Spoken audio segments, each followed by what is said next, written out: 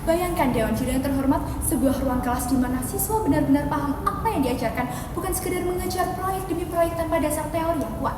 Bayangkan generasi muda kita tumbuh dengan fondasi ilmu yang kokoh, sehingga tidak mudah terombang-ambing oleh tren semata. Bukankah itulah tujuan utama dari pendidikan?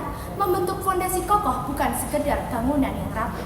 Dewan Juri yang terhormat, saya Syafia Putri Ramadhani, delegasi dari SMA Negeri 1 Puri Kabupaten Mojokerto, yang pada debat kali ini berdiri di pihak proposisi dengan mosi Dewan ini lebih memilih sekolah menengah yang mengadopsi model pendidikan klasik daripada model pendidikan yang progresif.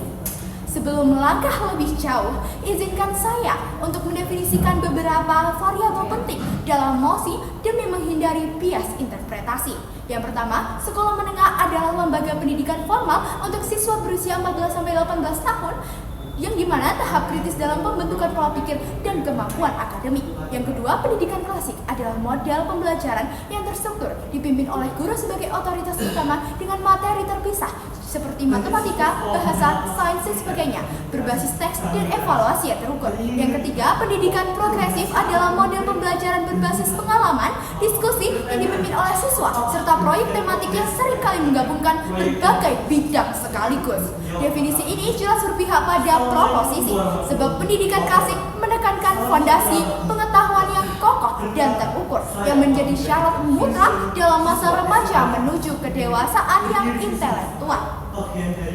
Dari kerangka definisi tersebut, maka saya akan menghadirkan dua lapisan argumen beserta solusi yang akan melengkapi jalannya debat kali ini. Yang pertama, yakni kepastian fondasi akademik yang kokoh. Pendidikan klasik lebih menjamin dasar keilmuan yang kuat dibandingkan progresif. Masa sekolah menengah adalah masa penanaman konsep fundamental. Tanpa struktur yang jelas, siswa rawan mengalami pemahaman setengah mata. Opini tanpa bukti hanyalah omong kosong. Maka dari itu saya menghadirkan hasil penelitian dari Universitas of Virginia, Christian, Sweller, dan Clark pada tahun 2006 menunjukkan bahwa direct instruction yang terstruktur jauh lebih efektif bagi siswa pemula dibandingkan discovery learning yang terlalu bebas. Maka dari itu, jika Indonesia terlalu cepat meninggalkan model klasik, kita beresiko menghasilkan generasi yang pandai berdebat tetapi miskin logika dasar. Yang kedua adalah stabilitas dan pemerataan pendidikan nasional. Pendidikan klasik lebih sesuai diterapkan secara merata di Indonesia dibandingkan progresif. Progresif menuntut fasilitas lengkap yang tidak semua sekolah di pelosok Indonesia memiliki. Mengutip dari Tempo.co, Kemdikbudrismen mencatat masih ada 5.783 sekolah di daerah 3T yang masih belum terfasilitasi listrik dan internet. Sedangkan dalam hal ini pendidikan progresif itu seringkali memerlukan fasilitas tersebut untuk siswa mencari materi sendiri pada telepon genggamnya. Dengan pendidikan klasik, maka semuanya bisa belajar dengan efektif hanya melalui buku teks dan bimbingan guru. Dengan progresif, hanya sekolah kota besar yang akan berkembang, sementara desa tertinggal makin terbelakang. Selain dua argumen tersebut, juga terdapat implikasi lain jika kita menyetujui pendidikan progresif adalah hilangnya disiplin sekaligus rasa hormat siswa dan otoritas guru. Tentu saja, saya tidak menutup mata akan kebutuhan inovasi.